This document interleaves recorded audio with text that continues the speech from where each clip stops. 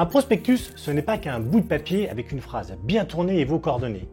C'est aussi un levier de prospection hyper efficace à condition d'avoir quelques bonnes pratiques en tête.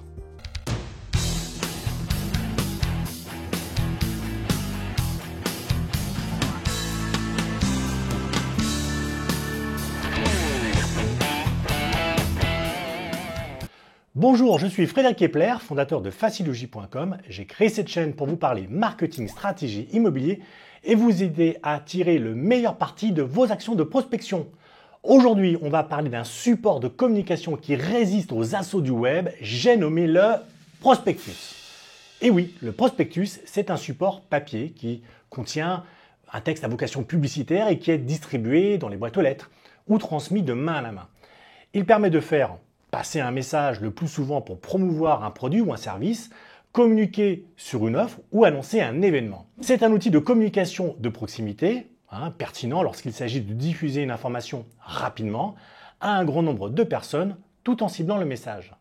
Mais le prospectus a aussi la particularité d'être un support éphémère. Il capte l'attention immédiatement grâce à son design et à son contenu, mais il est facilement jeté à la poubelle ou laissé dans un tiroir. Il est impossible de mesurer les performances d'une campagne de distribution de flyers puisque, a priori, on n'a aucun moyen de savoir qui garde le prospectus ou qui le met de côté. C'est là qu'on peut travailler à renverser la tendance et en faire un support plus pérenne, capable de laisser une trace, soit que le prospect le conserve pour l'utiliser plus tard, soit qu'il lui donne les moyens d'en faire quelque chose tout de suite, en particularité de rejoindre une page web donnée. Pour ça, au moment de créer le prospectus, on va appliquer la méthode AIDA.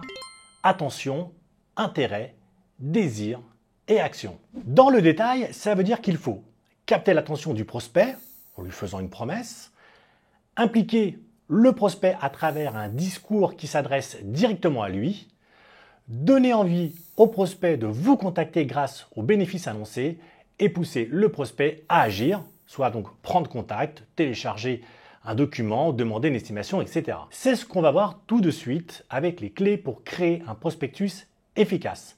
Alors restez bien jusqu'au bout de cette vidéo parce qu'on parlera des passerelles qu'on peut créer entre le support papier et les supports digitaux. Comme pour tout autre support de communication, votre prospectus doit répondre à un objectif clair, précis et mesurable.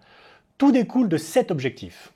L'offre que vous allez mettre en avant, le bénéfice que vous allez présenter au prospect, la promesse que vous allez lui faire, mais aussi le format et le design du document. Une chose est donc claire d'emblée. L'objectif ne peut pas se limiter à une simple annonce auto-promotionnelle du type on a vendu un appartement dans votre immeuble, contactez-nous.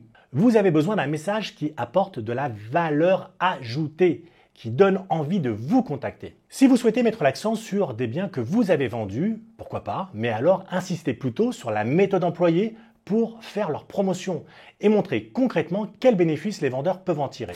L'objectif dépend lui-même de plusieurs paramètres. Votre clientèle cible, vendeurs, acheteurs, propriétaires, bailleurs, etc.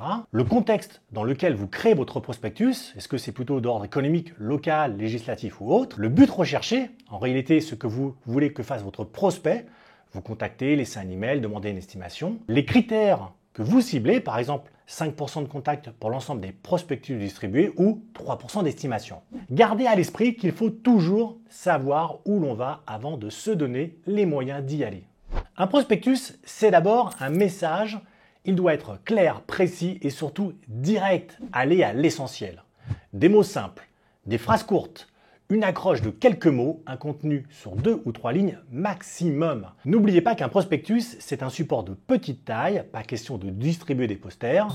Vous avez donc peu de place et il est crucial de choisir avec soin les informations que vous allez mettre dedans, mais aussi la façon dont vous allez les placer, ces informations, dans l'espace que vous avez disponible. Le contenu doit être bref, mais efficace. La règle est donc simple.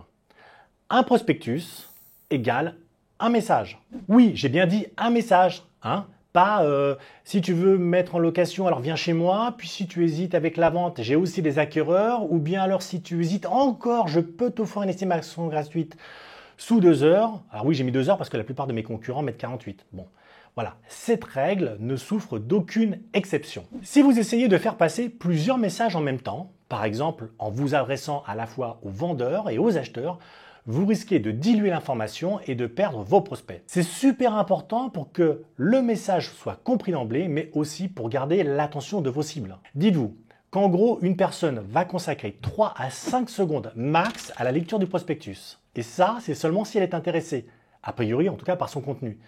C'est là que l'accroche joue un rôle central, mais on y reviendra un peu plus tard. Je vous livre une technique simple à mettre en œuvre pour préparer le message de votre prospectus juste sur une face, donc le recto.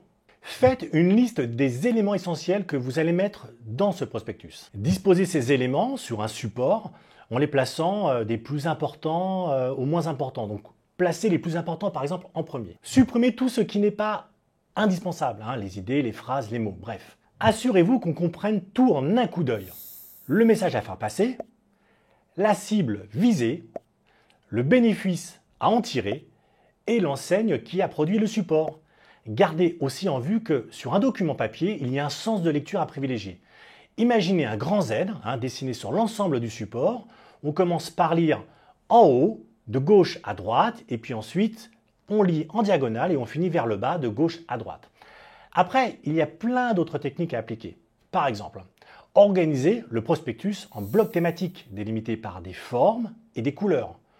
Vous pouvez aussi placer des chiffres, des témoignages ou encore des citations. Le prospectus est un support de papier, ce qui veut dire que le format a de l'importance, contrairement à un document web.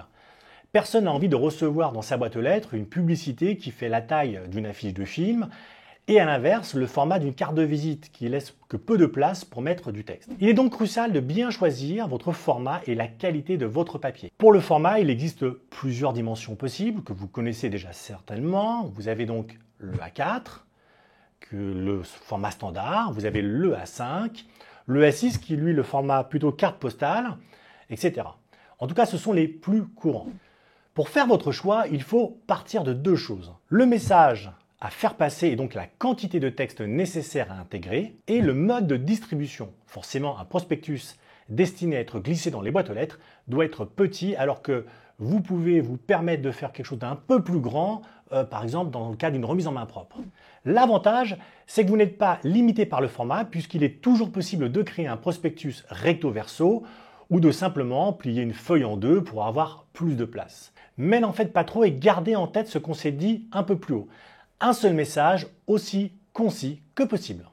Donc, dans l'idéal, qui tient sur une seule face. Le format prend aussi l'orientation puisque le plus utilisé est souvent le format donc vertical, ce qu'on appelle portrait, mais rien ne vous empêche de créer un prospectus au format paysage.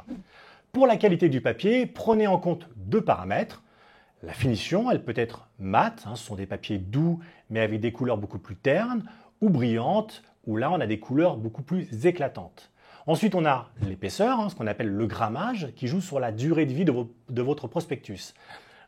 Plus il sera fin, plus il y a des risques qu'il se déchire.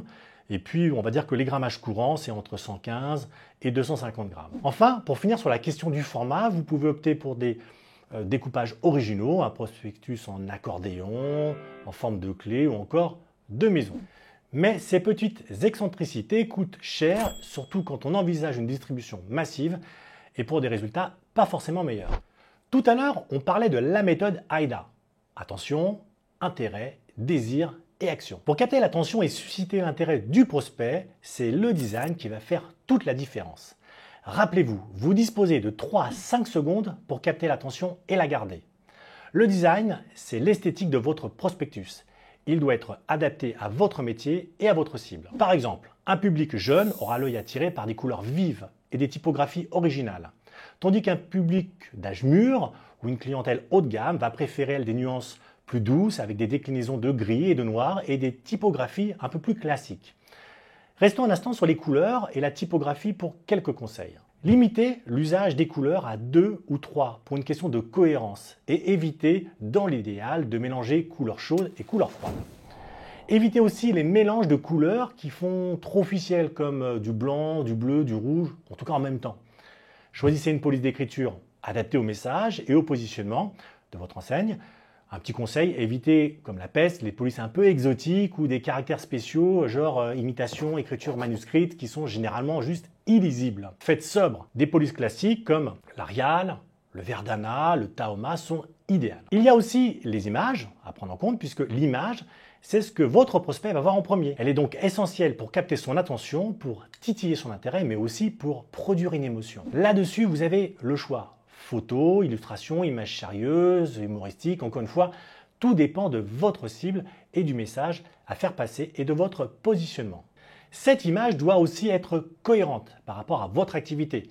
Les photos de chatons, c'est super sympa, c'est populaire, mais ça n'a pas grand-chose à voir avec la vente de maison.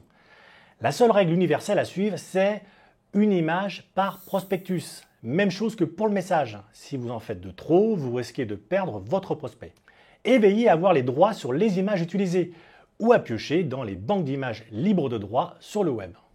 Après le design, passons au contenu du prospectus. Contenu ô combien important puisque le but de ce support, c'est que votre prospect le lise. S'il le jette à la poubelle et qu'il le met dans un tiroir, le pari est perdu. Donc il y a 3 piliers sur lesquels bâtir votre contenu. L'accroche, le message et le bénéfice. Arrêtons-nous sur l'accroche. L'accroche doit résumer l'ensemble du prospectus. Elle doit être concise et attrayante. Quelques mots bien trouvés qui vont retenir l'attention et donner envie de lire le reste. Genre comme un slogan. Il faut aussi qu'elle soit facile à mémoriser. Par exemple, l'agence est à votre service. Qu'elle doit être provocante pour produire une émotion. Par exemple, devenez propriétaire demain. Elle doit être aussi factuelle. Présentez votre offre clairement. Vendez votre maison au prix du marché dans les 30 jours. Ou encore irrésistible. Créez de l'exclusivité. Attention, il ne reste plus que 5 jours pour profiter de cette offre. Le message désigne simplement le texte de votre prospectus qui va détailler la promesse faite dans l'accroche. Faites court.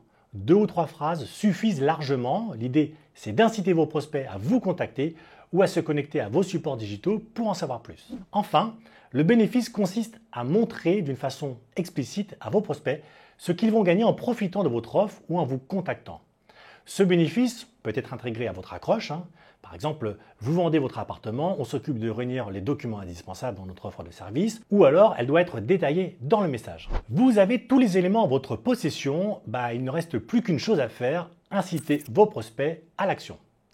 C'est l'ultime point de la méthode AIDA, mais aussi le plus important puisque votre prospectus, il a un but. Donc forcément, l'incitation à l'action dépend beaucoup de ce but. À ce stade, vous devez encourager les prospects soit à prendre contact par téléphone ou en venant à l'agence, soit à fournir des données personnelles comme des emails, soit à s'informer par eux-mêmes en allant sur votre site web ou en consultant une brochure par exemple. Il y a différents leviers d'incitation à l'action, mais le plus efficace consiste à dire explicitement ce que vous voulez que le prospect fasse en utilisant les verbes d'action pour l'encourager.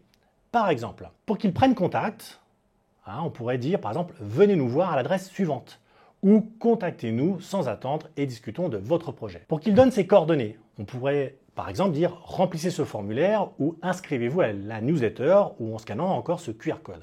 Pour qu'il s'informe, par exemple, on pourrait marquer « pour en savoir plus, rendez-vous sur le site de l'agence, etc. » Alors j'ai évoqué le QR code et je voudrais qu'on reste un instant dessus. Le QR code, vous savez, c'est ce fameux petit code barre carré à 2 dimensions qu'on peut scanner avec l'appareil photo d'un téléphone portable, ce qui nous renvoie généralement vers une page web.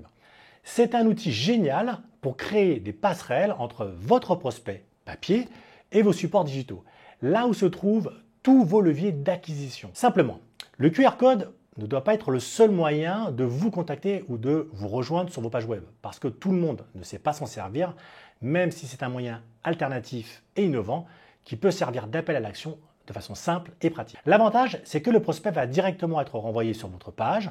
Il va pouvoir donc, en fonction des cas, remplir un formulaire, ou encore lire des contenus, ou encore télécharger un document, ou vous rejoindre sur un groupe Facebook, ou encore déposer un témoignage. Parce que oui, vous pouvez lier un QR code à n'importe quel type de page web, sur votre propre site, sur Google, ou encore sur les réseaux sociaux.